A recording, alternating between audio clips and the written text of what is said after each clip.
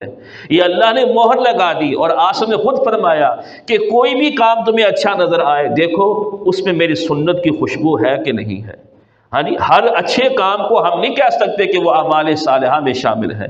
آج عام طور پہ کہہ دیتے ہیں نا اچھا ہی کام ہے، اور بھائی اچھا کام دیکھو میرے پیغمبر الصلوۃ والسلام کا طریقہ موجود ہے کہ نہیں۔ دین نبی کی اداؤں کا نام ہے، دین صدق دل سے نبی کی اتباع کا نام ہے، دین حقیقی معنوں کے اندر نبی نے جو طریقہ ہمیں بتایا اس کے مطابق زندگی کو گزارنے کا نام ہے۔ ہم سمجھتے ہیں کہ اگر ہم نے دین کو اپنایا، جیسا کہ یہ قرآن کہہ رہا ہے قوا انفسکم واہلیکم نارا، کہ لوگوں اپنے آپ کو بھی بچاؤ اور اپنی اولاد کو بچاؤ، ہمارے ذہن میں یہ بٹھا دیا گیا کہ اگر ہم نے دین کو اپنایا تو شاید دنیا ہم سے دور ہو جائے گی۔ یہ بات غلط ہے۔ قرآن تو خود ہمیں کہہ رہا ہے کہ مانگو اپنے رب سے، یا اللہ کیا مانگے؟ ربنا آتنا فی الدنیا حسنہ وفی الآخرۃ حسنۃ وقنا عذاب النار، اے ہمارے پروردگار ہمیں دنیا کے اندر بھی بھلائی دے، ہمارے آخرت کے اندر بھی بھلائی دے۔ اب وہ ہمارا دنیا کس طریقے سے ایسی ہو سکتی ہے کہ وہ دین کے زمرے کے اندر آ جائیں؟ جب ہم اپنی خواہشات کو، جب ہم اپنی زندگی کے ہر عمل کو، جب ہم اپنی خوشی اور غمی کو، جب ہم اپنے سفر اور حضر کو، جب ہم اپنے معاملات کو، جب ہم اپنے اخلاقیات کو، جب ہم اپنے کردار کو، جب ہم زندگی کے ایک ایک لمحے کو دین کے مطابق چلیں گے نا تو اللہ تعالی ہماری اس دنیا کو بھی دین بنا دے گا۔ صرف اپنی سوچ کو بدلنے کی ضرورت ہے، اپنی سوچ کو بدلنے کی ضرورت ہے۔ تو بھئی اولاد کی سب سے بڑی خیر خواہی، اولاد کی سب سے بڑی خیر خواہی یہ ہے کہ ان کو جہنم کی آگ سے بچایا جائے۔ اپنے نبی کا طریقہ دیکھا جائے، میرے نبی نے کیا فرمایا؟ بچہ 7 سال کا ہو اس کو نماز سکھاؤ، بچہ 10 سال کا ہو اس کو کہو مسجد میں جاؤ، ہاں جی، اور اگر وہ نہیں جاتا اس کے اوپر سختی کرو تاکہ اس کو اتنے بڑے حکم کا احساس ہو کہ یہ میں اپنے اللہ سے ہم کلام ہو رہا ہوں، یہ چیز میری اولاد کے اندر بھی منتقل ہو، یہ میرے لیے بہترین صدقہ جاریہ بن جائے گا، یہ میرے لیے بہترین ایک ایسا میں ان کو سرمایہ دے جا رہا ہوں کہ جس کے اوپر کبھی بھی زوال نہیں آئے گا، یہ میں اس کو ایسی دولت دے کے جا رہا ہوں جو کبھی بھی ختم نہ ہوگی۔ تو اس کا وہ کون سی دولت ہے؟ یہی ہے کہ آخرت کی زندگی کے اندر ہماری اولاد ہمیں کامیاب نظر آئے۔ تو قوا انفسکم واہلیکم نارا، اے ایمان والو اپنے آپ کو بچاؤ اور اپنی اولاد کو بچاؤ جہنم کی آگ سے۔ آپ دیکھیں نا، اولاد سے محبت کیا ہے؟ فطرتی چیز ہے، اس میں کوئی بشر ایسا نہیں کہ جو اس سے مستثنا ہو، کوئی ایسا انسان نہیں۔ جیسا کہ پیارے پیغمبر صلی اللہ علیہ وسلم حضرت حسن حسین سے محبت کر رہے تھے رضی اللہ تعالی عنہما اجمعین، تو ایک آدمی دیکھا، فرمایا اللہ کے پیغمبر آپ اتنی محبت کرتے ہیں، میرے اتنے بیٹے ہیں، میں نے کبھی اتنی محبت نہیں کی۔ تو آپ فرمایا من لم یرحم لا یرحم، جو رحم نہیں نہ کرتا اس کے اوپر بھی رحم نہیں کیا جاتا۔ یہ بچوں سے محبت فطرتی چیز ہے، یہ بچوں سے محبت فطرتی چیز ہے۔ ہاں جی، فرمایا میں تو اس لیے محبت کر رہا ہوں۔ اب دیکھیں انما اموالکم واولادکم فتنہ، اللہ دوسرے مقام پہ فرما رہا ہے مال اور اولاد کیا ہے؟ فتنہ ہے۔ وہ کیسے فتنہ بن جائے گا؟ جب ہم اس اولاد کی تربیت میں کوتاہی کر دیں گے، جب اس کے حلال و حرام کی تمیز کی ہم پرواہ نہیں کریں گے، اس کی خواہشات کو مانیں گے، مانے بھائی اس کی دنیا کو اچھا کریں لیکن وہ دین کے دائرے کے اندر، وہ دین کے دائرے کے اندر اللہ کا حکم نہ ٹوٹے۔ لا طاعۃ لمخلوق فی معصیۃ الخالق، اللہ کہتا ہے کہ مخلوق سے محبت کرو لیکن وہ محبت کرتے کرتے کہیں تم اپنے خالق کو نافرمانی نہ کر بیٹھنا، کہیں اپنے خالق سے اپنا رشتہ کہیں توڑ نہ جائے تمہارا۔ تو اس نے فرمایا کہ اب آپ صلی اللہ علیہ وسلم نے کیا کیا؟ اولاد سے محبت کی۔ مال اور اولاد کیا ہے؟ انسان کے لیے آزمائش ہے، ان کے لیے انسان بڑی توقع کرتا ہے، کوشش کرتا ہے۔ اب ہم بھی اپنی اولاد سے محبت اگر کرتے ہیں تو ہمارے ذہن کے اندر ہو کہ یا اللہ اولاد سے محبت تو ایک فطرتی نظام تم نے بنایا ہے، لیکن میں اس فطرتی نظام کو بھی اس لیے کر رہا ہوں، میں اپنی اولاد سے محبت اس لیے کر رہا ہوں میرے اللہ، میرے مولا، تاکہ تیرے پیغمبر کی سنت بھی پوری ہوتی رہے۔ تو اب دیکھیں فطرت بھی ہو گئی اور ساتھ ساتھ سنت کے اوپر کیا ہو گیا؟ عمل بھی ہو گیا۔ تو اب ان کی سب سے بڑی خیر خواہی یہی ہے، سب سے بڑی خیر خواہی یہی ہے ان کے ساتھ شفقت کی جائے، ان کی تربیت کا جس حد تک ہو سکتا ہے ہم اپنے معاملات کو اچھے طریقے سے ادا کریں، باقی نتائج پھر اللہ تعالیٰ کے ہاتھ کے اندر ہوتے ہیں۔ انسان کسی کو راہ راست کے بارے میں بتا سکتا ہے، ہاں جی، کسی کو منا نہیں سکتا۔ یہ اللہ نے اپنے پیغمبر کو بھی فرمایا، میرے پیغمبر آپ ان کو واعظ کیجئے، نصیحت کیجئے، لیکن آپ کا کام بتانا ہے، کسی کو زبردستی منانا نہیں ہے۔ یہ اختیار اللہ تعالیٰ کی ذات کا ہے، وہ جس کو چاہتا ہے ہدایت عطا کر دیتا ہے۔ جو جستجو جس طریقے کی کرے گا اللہ تعالیٰ اس کی اسی طریقے سے رہنمائی فرمائے گا۔ تو اولاد کی سب سے بڑی خیر خواہی، ان کی سب سے بڑی فکر یہی ہے کہ ہم اپنے آپ کو بھی بچائیں جہنم کی آگ سے اور اپنی اولاد کو بھی بچائیں۔ اور آگے اللہ نے اس آگ کا تذکرہ بھی کر دیا ہے، فرمایا وہ جیل خانے ہوں گے، وہ قید خانے ہوں گے جہاں پہ وہ آگ ہوگی۔ اور فرمایا والحجارۃ علیہا ملائکۃ غلاظ شداد لا یعصون اللہ ما امرہم، ہم نے جو اس کے اوپر فرشتے مقرر کیے وہ بڑے سخت قسم کے ہیں۔ دنیا کے قید خانوں کے اندر کچھ لے دے کے کام نرم ہو جاتا ہے، دنیا کی عدالتوں میں کچھ معاملات چل جاتے ہیں اس قسم کے، لیکن اللہ کی عدالت میں یہ کام نہیں چلے گا، اس کے قید خانوں کے اندر یہ کام نہیں چلے گا۔ وہ فرشتے اللہ کے حکم کے پابند ہیں، ان کے دل میں کسی قسم کا کوئی رحم نہیں ہوگا۔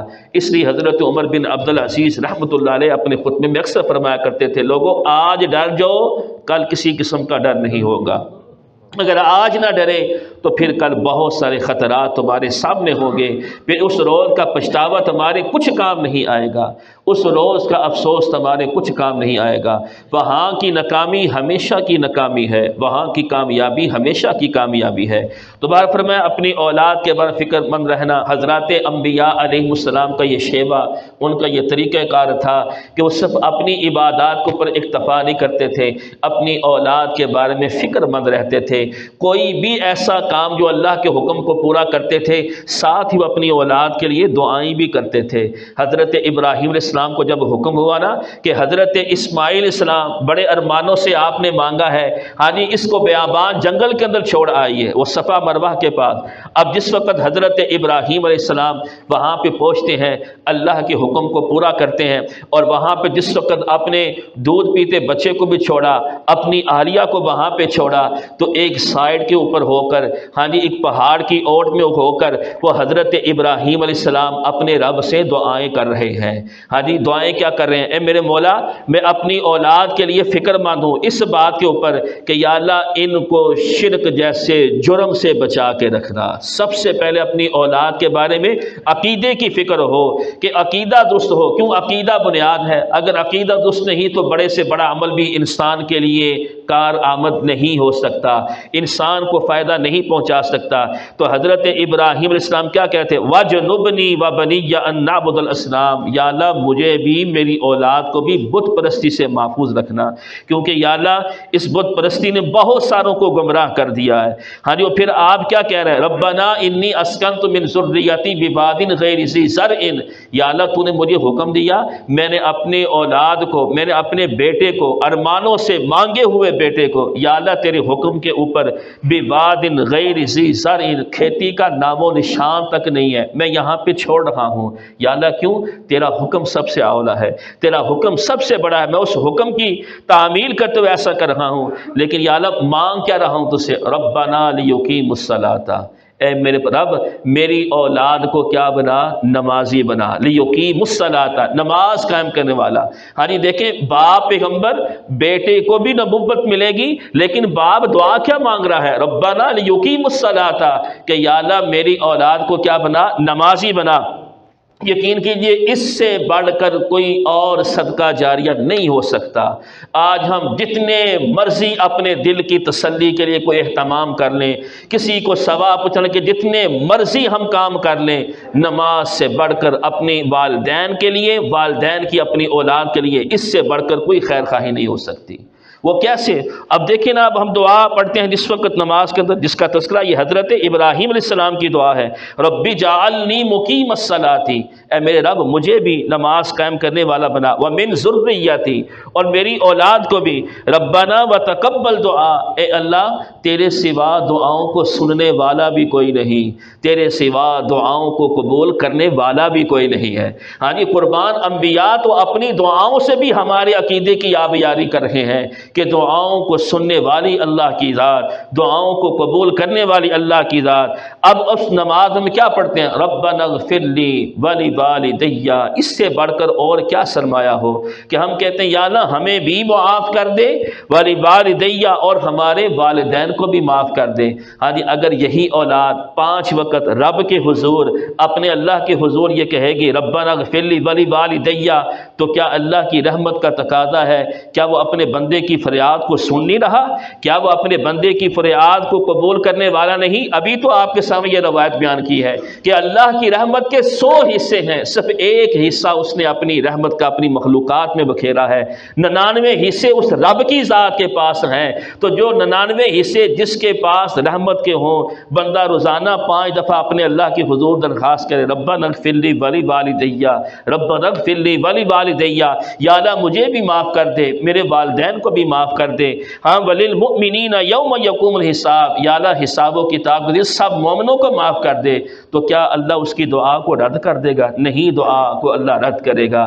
میرا اللہ ہی تو سننے والا ہے، میرا اللہ ہی تو جاننے والا ہے، میرا اللہ ہی تو دعاؤں کو قبولیت کا شرف بخشنے والا ہے، لیکن ہماری سوچ اور فکر یہ ہونی چاہیے کہ ہم خود بھی جہنم کی آگ سے بچنے والے ہوں، ہاں جی، اور اس کے ساتھ ساتھ اپنی اولاد کو بچانے والے ہوں۔ اس لیے قرآن مجید میں 18ویں پارے کے اندر جہاں رحمان کے بندوں کی، اللہ کے بندوں کی صفات چل رہی ہیں، وہاں پہ ان کا یہ بیان کیا جاتا ہے کہ وہ اپنی اولاد کی تربیت اور ان کے حق میں دعا بھی کرتے ہیں، اللہم ہب لنا من ازواجنا وذریاتنا قرۃ اعین، یا اللہ ہمارے اہل کو، ہماری اولاد کو ہماری آنکھوں کی ٹھنڈک بنا۔ تو تربیت کے ساتھ ان کے لیے دعا گو بھی رکھنا، ان کے ایمان کی فکر کرنا، ان کے اعمال کی فکر کرنا، ان کو نماز کی طرف لگانا کہ جب ہم دنیا سے رخصت ہوں یہ آنکھیں ایک نہ ایک دن بند ہوں گی، لیکن حقیقت اس وقت کھلے گی جب ہم اپنی اولاد کو ایک اچھے راستے کے اوپر لگا کے جائیں گے۔ پھر یہی دعا جب انسان مانگے گا تو یقیناً یہ اتنا گہرا رشتہ ہے کہ اللہ اس رشتے کو کبھی ختم نہیں ہونے دے گا۔ کیوں؟ انسان دنیا سے چلا گیا لیکن جس سے مانگ رہا ہے وہ موت سے پاک ہے، وہ ہر ایک کی پکار کو سننے والا، ہر ایک کی دعاؤں کو سننے والا۔ اس لیے تو حضرات انبیاء سب سے زیادہ فکر مند رہتے ہیں اپنی اولاد کے بارے میں۔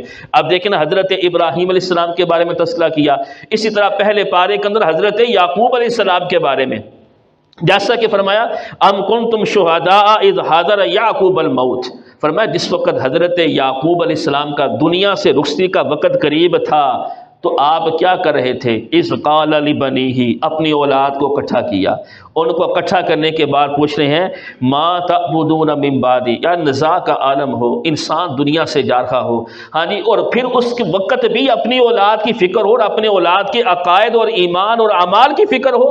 فرمایا بتاؤ تو صحیح، میں دنیا سے رخصت تو ہو رہا ہوں، میں نے اپنے اللہ کے حضور جانا ہے، بتاؤ ما تعبدون من بعدی، میرے دنیا سے جانے کے بعد تم کس کے سامنے جھکو گے، تم کن کی عبادت کرو گے، تم کس کو پکارو گے، تمہارے اوپر امتحانات آئیں تو کس کو پکار کرو گے، تمہارے اوپر امتحانات یا آزمائشیں آئیں گی کس سے ان آزمائشوں کو ختم کرنے کا سوال کرو گے؟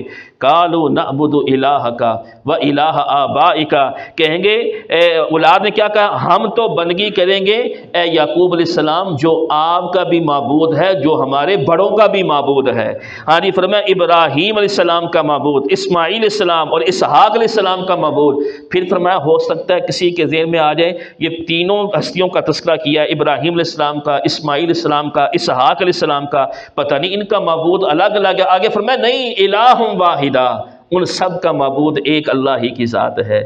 ہاں جی، تو فرمایا دنیا سے رخصت ہوتے ہوئے اپنی اولاد کے بارے میں، عقائد کے بارے میں فکر مند ہونا، یہ انسان کے لیے یہ سمجھے یہ انبیاء کا شیوا، انبیاء کا طریقہ ہے۔ یہی تو وجہ تھی حضرت یعقوب علیہ السلام کو 40 سال کے بعد جب بیٹے کی خوشخبری ملی کہ بچھڑا ہوا بیٹا مجھے یوسف مل رہا ہے، تو جو خوشخبری لے کے آیا تھا تو آپ نے پہلا سوال کیا کیا تھا؟ اس کی خیریت بعد میں بتانا، یہ بتاؤ وہ ایمان کے اوپر تو قائم ہے کہ نہیں۔ یہ ہے نبیوں کی فکر۔ اور دنیا کی ساری دولتیں ایک طرف، ایمان جیسی دولت کا مقابلہ نہیں ہو سکتا۔ تو اس لیے فرمایا یا ایھا الذین آمنوا قوا انفسکم واہلیکم نارا، اے ایمان والو اپنی اور اپنی اولاد کی فکر، ان کی تربیت ایسے کر کے جاؤ تم دنیا سے رخصت بھی ہو جاؤ، لیکن یہ دعاؤں کا سلسلہ تمہارے ساتھ جڑا رہے، جو تمہاری بخشش کا ذریعہ بن جائے، جو تمہارے درجات کی بلندی کا ذریعہ بن جائے۔ اللہ تعالیٰ سے دعا ہے کہ اللہ تعالیٰ ہمیں اس کے اوپر عمل کرنے کی توفیق عطا فرمائے۔ وما علینا الا البلاغ المبین۔